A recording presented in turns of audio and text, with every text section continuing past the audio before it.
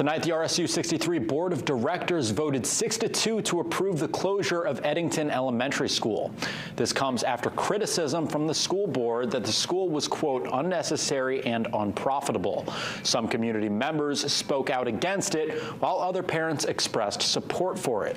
Board members argued that there are more downsides to keeping it than upsides.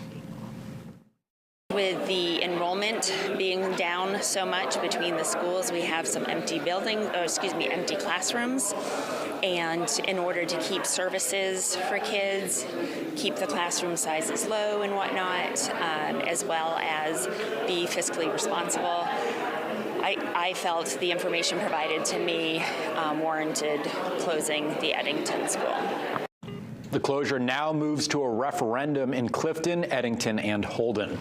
If that vote is approved, the school would formally close its doors on July 1st, 2027.